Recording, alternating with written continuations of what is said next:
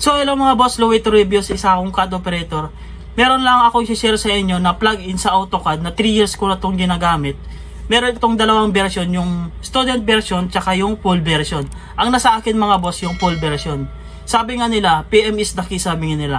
I-message nyo lang ako sa Facebook account ko. Ayun, ililink ko yung Facebook account ko sa baba. Tapos message nyo ko kung gusto nyo yung full version nya. Kaya ituturo ko sa inyo kung anong ba nakalagay dito sa plug-in na to sa AutoCAD. Kaya wag natin patagalin pa mga boss. Simulan natin. Intro.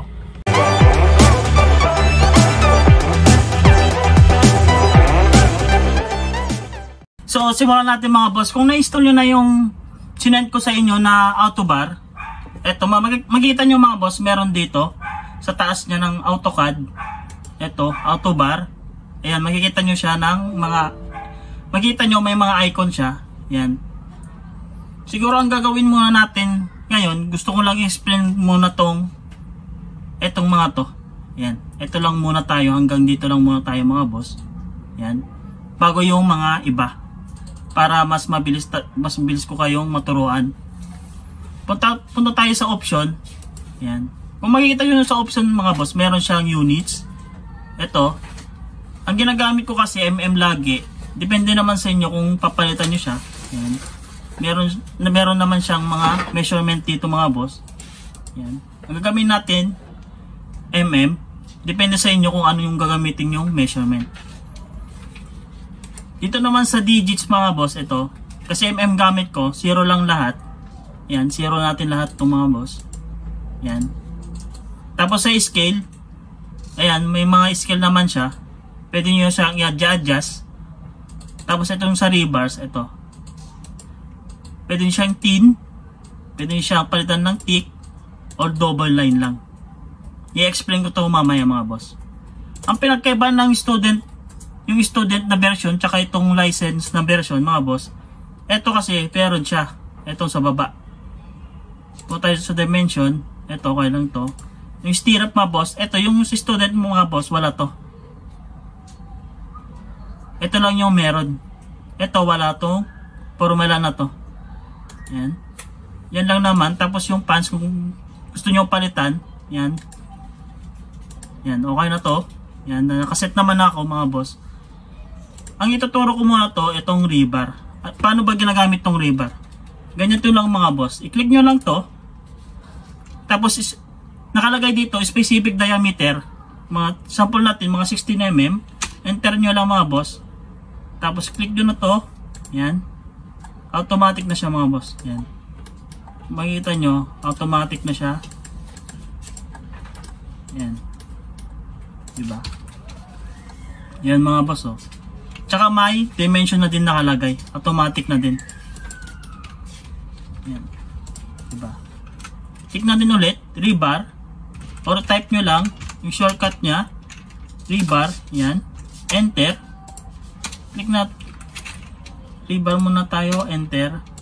Tapos click nyo ang ganyan. Yan. May nakasukat na. Kung gusto nyo yung event siya ng 180 degree, ang gawin nyo lang dyan, H nyo lang. Yan. Tapos right. Yan. Pababa. Yan. Tapos H natin ulit. Left. Yan. May bend siya ng ganyan.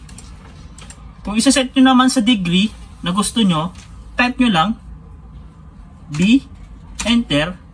Tapos ito, specific bending angle. Try natin mga 45 degree. Enter. Yan. Naka 45 degree na siya. Ito yung gamit sa rebar. Next naman natin, itong polyline to rebar. Ang gagawin lang natin, maglalagay lang tayo ng P-line. Enter. Yan. Click natin ng pagganito. Yan. Tapos ang gawin nyo lang dyan, click nyo tong polyline to rebar. Specific diameter. Try natin 16 mm. Enter. Tapos click nyo dito. Yan. Ganun lang ginagamit yung polyline to rebar. Next naman natin itong stirrup. Paano ba ginamit itong stirrup? gawa lang tayo ng rectangle. Sample natin yung column natin, ang size niya ay 300 tab 400. Yan. Ayan, ito boss. Oh, ito boss. Nakagawa na tayo ng column natin. Lalagay natin na siya ng stirrup. Ang gawin nyo lang dyan, click nyo to. Yan. Tapos sasabihin niya naman niya kung anong specific na diameter ang gagamitin mo. 10 mm natin, diameter. Tapos yung spacing ng edge ng column to, tapos offset ng stirrup. Kaya ilalagay natin 40, enter. Tapos click nyo lang dito mga boss, pababa. Yan. Yan mga boss, may stirrup na tayo. Tapos lalagyan natin siya ng, lampasan muna natin to, section bar muna tayo. Gawin nyo lang dyan, click nyo lang to, tapos ilagay nyo dito. Tapos specific diameter, enter, click nyo lang na ganyan. Kung makikita nyo, parang may cross sign sa dito mga boss. Kung gusto nyo tanggalin, click nyo lang to, or punta kayo sa option, stirrup, rebar pala, ito, punta kayo sa rebar, tapos nanyo lang, tapos okay. Mawawala na yung cross na nakalagay, or plus na nakalagay. Yan. Tapos copy natin to. Yan. Copy natin mga boss. Dito. Parang ganyan siya. Yan. Tapos copy natin sa gitna.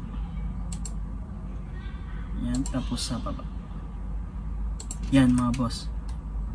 Tapos, ito naman yung section bar. Ito yung dinidivide natin. Punta tayo dito.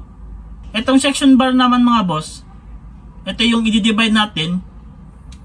I-click nyo lang to. Tapos, sabi niya dito, specific diameter, 16.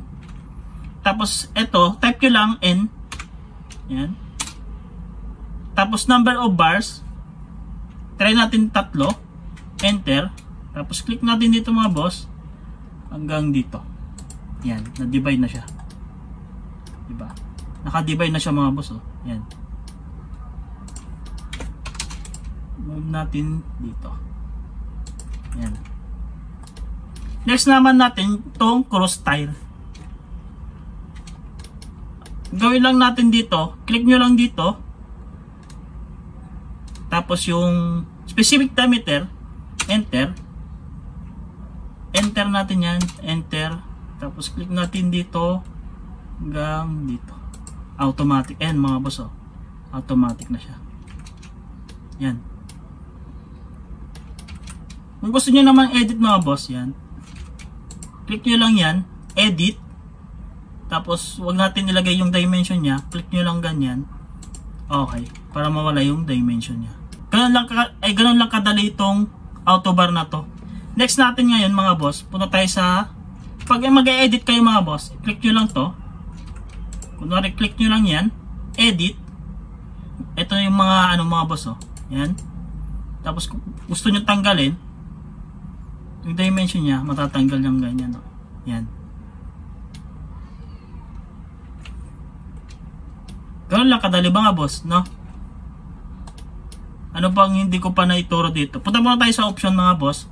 Punta kayo sa option. Eto, gusto natin palitan tong eto, yung pinaka-bend niya mga boss. Papalitan natin siya kung anong diameter. Punta lang sa option. Tapos kunwari binalitan ko to, try natin mga 4, lalaki din siya.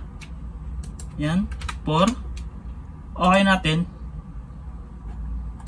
Yan, tingnan nyo, nag-adjust siya. Delete muna natin yan.